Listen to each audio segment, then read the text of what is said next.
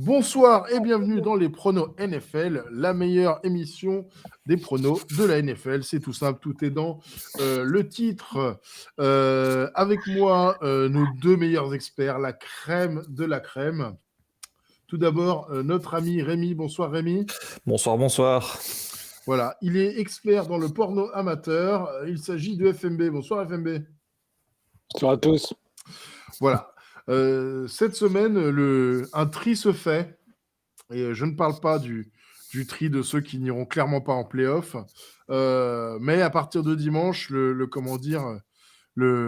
vrais fans de foot US vont se trier des sous-merdes qui regardent le soccer. Voilà. Donc, on verra qui fait quoi dimanche. Voilà. Et pour les quelques semaines à venir, ça va être insupportable. Voilà. J'ai déjà annoncé que moi, c'est pas une histoire de climat, hein, même si je suis sensible. C'est juste que j'aime pas le foot. Donc moi, tous les endroits qui font foot, j'irai pas pendant 3 semaines et puis c'est tout. Voilà, j'ai déjà prévenu le troquet en bas de chez moi quand ils posaient leur petit drapeau à la con là. Je fais c'est mort. Salut, on se voit dans 3 semaines. Sauf s'il y a un France-Belgique. ne parle pas de malheur, s'il te plaît. Et j'ai de gros doutes là-dessus. Donc voilà. Mais je participe quand même à un truc de pronostic d'un pote à moi qui fait ça, que je connais depuis très longtemps, qui bosse à RMC Info et qui fait une espèce de petite ligue via un Google Doc Excel. Là. Ouais. Et donc moi, j'ai mis une formule mathématique pour faire la moyenne de tous leurs pronos, pour mes pronos. J'ai fait ça en 2016, je suis arrivé deuxième. Bon, il m'a disqualifié, mais j'étais deuxième dans les points. Quel con. Bref. Le casse-couille. Bref, allez, revenons au vif du sujet. Ce soir, 4 matchs extrêmement disputés. Indiana, Philadelphie, Denver, Las Vegas, LA Chargers contre les Kansas City Chiefs et les Steelers contre Cincinnati. Quel beau match FMB, Cincinnati, Steelers, qu'est-ce qu'on en dit? Alors, on se dit Pittsburgh chez eux. Pourquoi?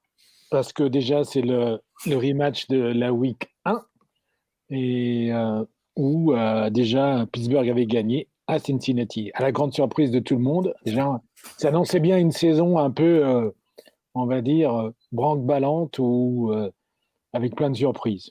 Ça dépend de quel côté on regarde les choses. Je pense que Pittsburgh, ça va être un match assez serré. Hein. Moi, je vois un 21, un 17 ou un truc comme ça. Pourquoi? Parce que Burrow, il va se faire saquer même avec TJ Watt et qui va faire la misère dans la ligne offensive. Et Highsmith de l'autre côté qui se régale en ce moment. Donc, la clé du match, ça va être pour Pittsburgh, ça va être de courir sans arrêt. Et avec Harris et Pickett, ils le font très bien. Ils l'ont fait contre les Saints. Ils ont fait plus de 217 yards à la course. Donc, c'est vraiment du ball control à fond. Et surtout, ça laisse Burrow sur le banc, qui va réviser. Et pendant ce temps-là, il ne va pas avoir beaucoup de temps pour jouer. Donc voilà. Amis Steelers, bonjour. Merci FMB. Et toi, Rémi?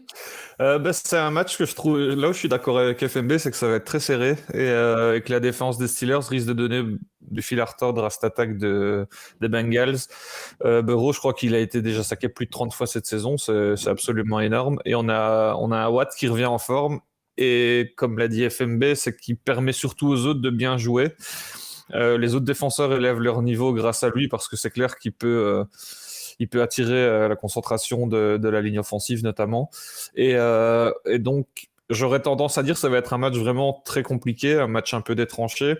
Mixon devrait pouvoir peut-être sortir son épingle du jeu, notamment par le jeu aérien, parce que c'est vrai qu'il permet de soulager pas mal Burrow quand il a des soucis. C'est aussi le cas de Hurts, qui a un tight end qui est capable d'aller chercher quelques réceptions plutôt importantes. Faut quand même souligner l'absence de de Chase qui risque de manquer fortement et ce qui rendra à mon avis le match beaucoup plus intéressant. C'est vrai que je suis curieux de voir ce que va donner offensivement cette équipe des Steelers qui me déçoit quand même pas mal à ce niveau-là. Ils se sont retrouvés un petit peu la semaine dernière, même si c'était pas non plus grandiloquent. Je donne mon petit avantage aux Bengals, mais match très serré, match de division très important aussi parce que les Steelers ont un match à gagner. Sinon, je crois que c'est officiellement bye-bye pour les playoffs parce qu'avec un bilan de 3-6, on n'a plus le droit à l'erreur. Du côté des Bengals, on est toujours dans la course. C'est plutôt chaud à ce niveau-là aussi. Donc, chaque match compte. Je vois celui-ci de nouveau aussi quelque chose comme 21-17, quelque chose comme ça, mais en faveur des Bengals pour moi. Bon, en même temps, les Steelers, ils jouaient les Saints, quoi. Bon. Ouais, les fameux Saints. Mais les Saints sont pas si mauvais. Ouais, mais limiter les Saints autant la course, c'est Ouais. impressionnant, je trouve. Ouais, bien sûr. Merci beaucoup, Rémi. Le prochain match, LA Chargers contre les Kansas City Chiefs. FMB, où est-ce qu'on se situe? Non, c'est Kansas City chez les Chargers. C'est juste toujours à l'envers. Voilà, ça Pourtant, pour un Américain, c'est quand même... Tu sais comment il faut lui dire pour qu'il le comprenne? Il suffit de lui dire qu'il le dit comme au soccer, ça va le faire changer. Voilà, exactement. C'est ce que j'allais te dire. On n'est pas au soccer, là. C'est pas le pays ou l'équipe qui reçoit en premier.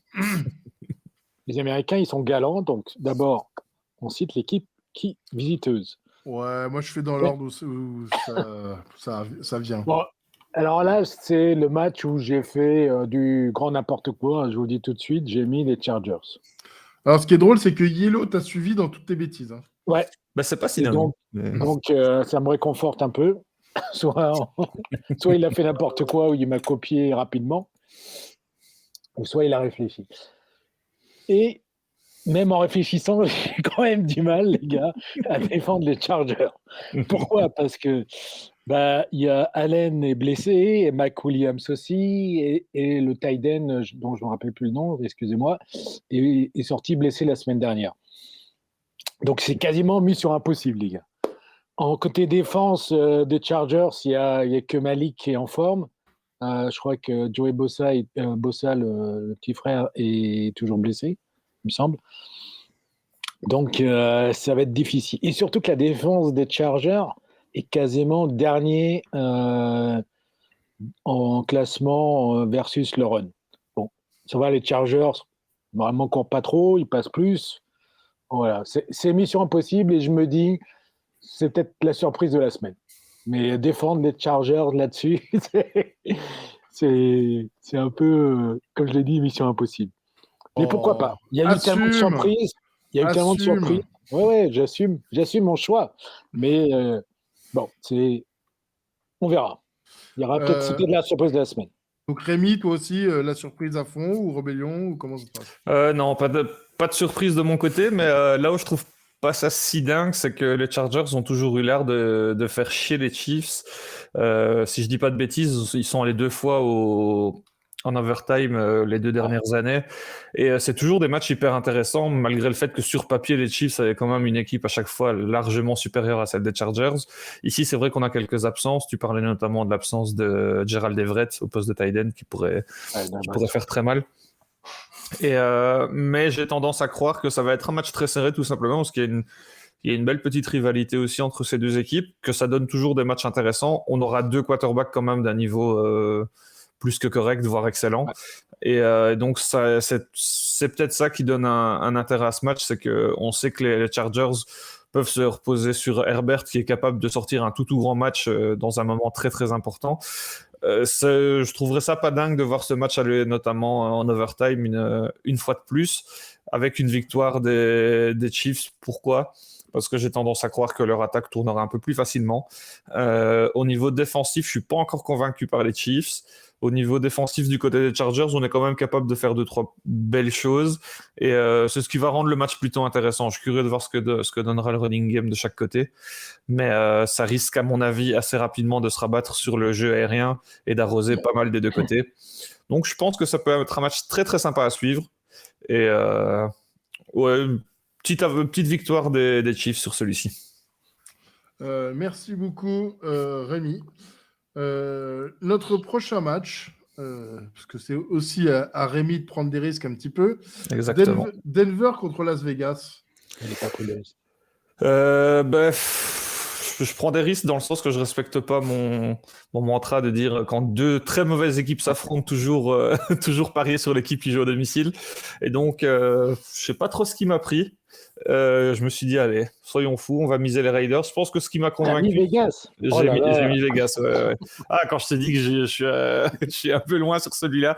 Après, voilà. Je me dis, je vais essayer de trouver des arguments en faveur de Las Vegas. Je pense que les arguments, ils vont surtout venir du côté des Broncos. C'est simplement qu'ils ont une attaque parfaitement horrible et moribonde. On les voit encore la semaine dernière parce que défensivement, ils sont vraiment super bons. C'est plutôt impressionnant à ce niveau-là.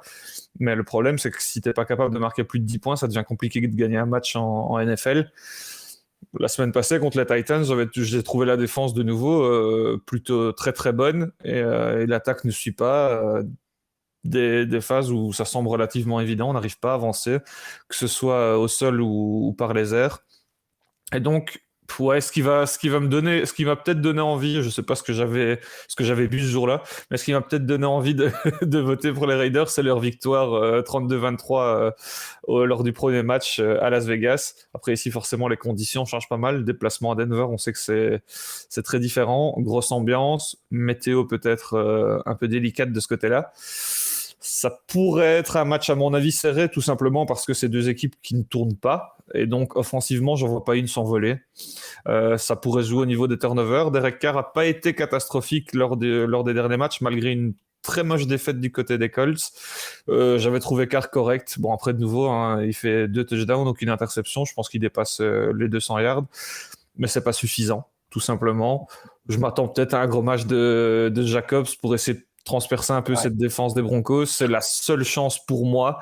Mais voilà, sur papier, c'est un très laid match. J'ai pas peur de le dire. Et si les Raiders l'emportent, c'est d'une courte tête. De toute façon, l'un dans l'autre, ce sera un match serré tant les deux équipes n'arrivent pas à émerger offensivement. Donc, FMB, toi, tu fais comme Yellow encore? Ouais, ben Rémi, arrête les gaufres au CBD, hein.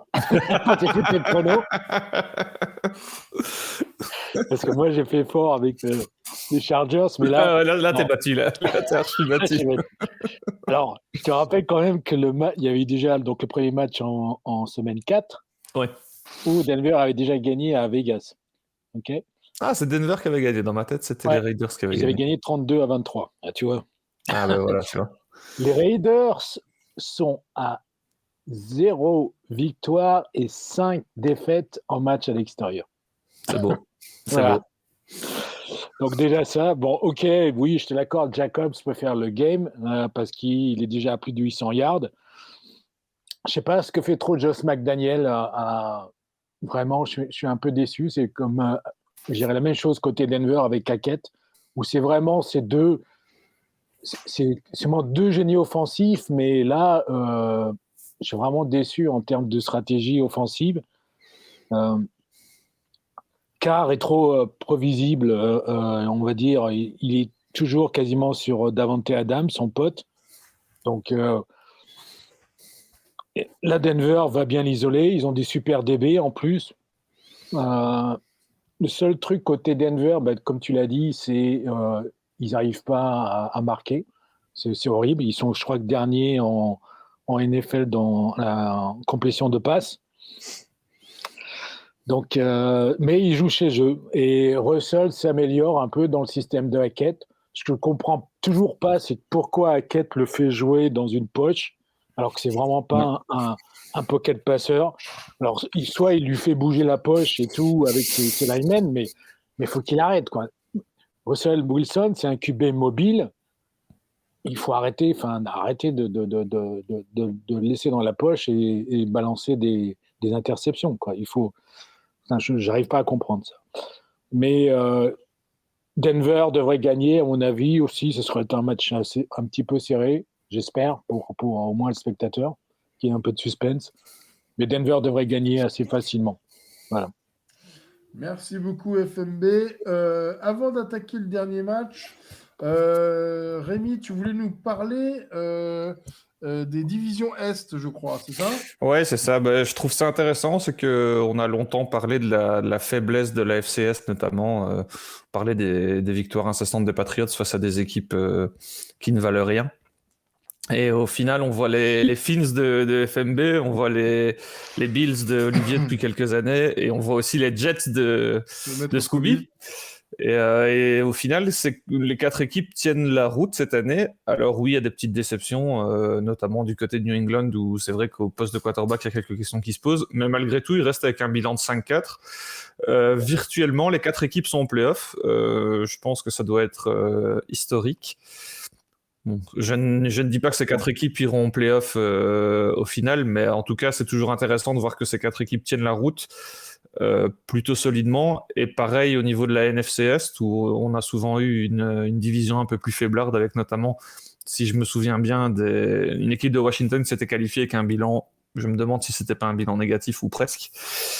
Ici, de nouveau, les 3 premières équipes sont plutôt bien parties, à savoir les Eagles qui font un excellent début de saison, les Giants qui sont aussi la bonne surprise de début de saison, et les Cowboys qui sont solides. Et derrière, on a quand même des Commanders qui ne sont pas ridicules parce qu'ils sont 8e de la conférence, donc ils ne sont qu'à une petite place de cette qualification en play-off. Donc j'estime quand même que c'est des divisions qui sont solides, pour lesquels chaque match compte. On l'a vu pour les Eagles face aux Commanders. C'est vrai que c'est une défaite plutôt improbable, mais elle est ce qu'elle est. Donc ça veut dire qu'aucun match n'est facile, ils s'affrontent 2 fois chacun, donc ça rend le calendrier de ces équipes-là plus difficile, mais c'est peut-être aussi ce qui les rend plus solides face à d'autres adversaires. Et donc ouais, curieux de voir ce que ça donnera en fin de saison. Ok, et ben puisqu'on parle de ça, Colts contre les Eagles, messieurs. Rémi, c'est à toi le crachoir.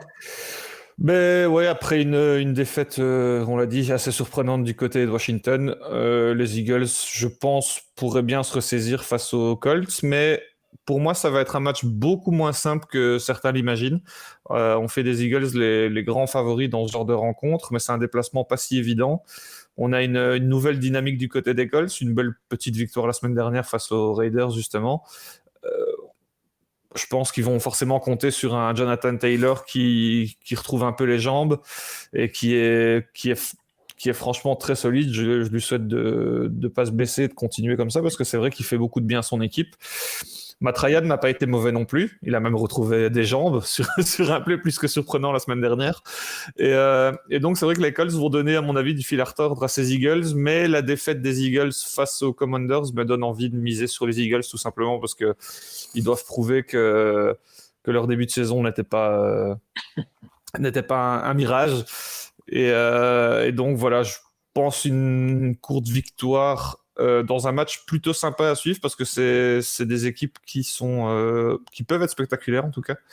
Et donc voilà, une victoire des Eagles tout simplement parce que j'ai l'impression qu'offensivement ils sont bien armés. C'est vrai qu'au niveau du jeu au sol, on a un Jonathan Taylor qui est très bon, mais Miles Sanders fait une saison absolument excellente. Et c'est vrai qu'ils ont la mobilité de leur QB qui leur permet quand même d'avoir une attaque à 2 têtes et de compter sur un AJ Brown qui accumule les yards aussi au niveau de la réception. Je vois quand même un match assez spectaculaire, qui se jouera dans le 4e quart, mais avantage Eagles. J'ai l'impression que la défense des Colts finira par craquer. Et donc, tu as prédit les Colts, c'est ça? Non, les Eagles. Et donc, tu as prédit les Colts, c'est ça? C'est ça, exactement. C'est ça. Génial. FMB? Moi, j'ai prédit les Colts parce que j'ai exactement pensé l'inverse de Rémi. Donc, j'ai pas fumé de gaufre au CDB, hein, mais presque. En me disant que les Colts viennent d'avoir une belle victoire avec un coach qui sort de nulle part, qui était en train d'entraîner une équipe au lycée. Et donc, il se retrouve à la première victoire, ce qui est incroyable. Mais je me dis, et donc ça, c'est un renouveau pour les Colts. Avec Ryan, il a mis la bonne décision de mettre Matt Ryan en QB. Pourquoi ? Parce que Matt Ryan, déjà, il a un peu remotivé l'équipe dans les vestiaires en disant qu'il a déjà vécu ça et qu'il fallait un peu se bouger les culs. Et je pense que ça marche. Et Matt Ryan, pour moi, c'est un super QB. Il a été, franchement, j'ai pas compris pourquoi il fonctionnait pas très bien dans le système de Frank Reich. C'est Olivier pourrait nous le dire peut-être. Mais en plus, je sais pas si vous avez vu, moi j'aurais les résumés du match. Il a quand même fait des courses alors qu'il court jamais le Matt Ryan. Ouais, c'est ça. Donc je me dis, ils sont sur un bon élan. Donc j'espère que ça va continuer pour eux. Et comme tu l'as dit, Rémi, au niveau du run, ils vont faire le boulot. Alors c'est vrai que du côté des Eagles, eux aussi, je pense qu'ils vont se mettre à courir parce que quand on voit les Hurts et Thunders, ils sont quasiment à plus ou moins 1 milliard déjà tous les deux. Mais par contre, ils ont quand même fait pas mal de turnovers face à Washington. Ouais. La défense des Eagles laisse 4,6 yards par run. Donc, face à Jonathan Taylor, à mon avis, ils vont souffrir s'ils se remotivent pas. Et les Colts, pour moi, les Colts devraient gagner puisque c'est un renouveau, quoi. Ils passent du chaos à un renouveau. Et on va voir si ma théorie fonctionne ou pas. Très bien. Messieurs, un mot à dire à la planète, à part fuck le foot? À part ça, rien. Bon, eh bien, donc 1, 2, 3, fuck le foot. 1, 2, 3, fuck le foot. Il y a des sujets plus importants que la Coupe du Monde de Qatar pourrie. Hein. C'est ça. Et notamment voilà. le Colts Eagles. Messieurs, je vous souhaite une bonne semaine et un bon week-end NFL. Arrêter Poutine, c'est ça. On aurait qu'à lui forcer à organiser une Coupe du Monde, ça va faire faillite. Il fera faillite. C'est déjà fait. Ah oui, il l'a déjà fait. Messieurs, bon week-end NFL à tous, bonne soirée et bon Thanksgiving. Salut.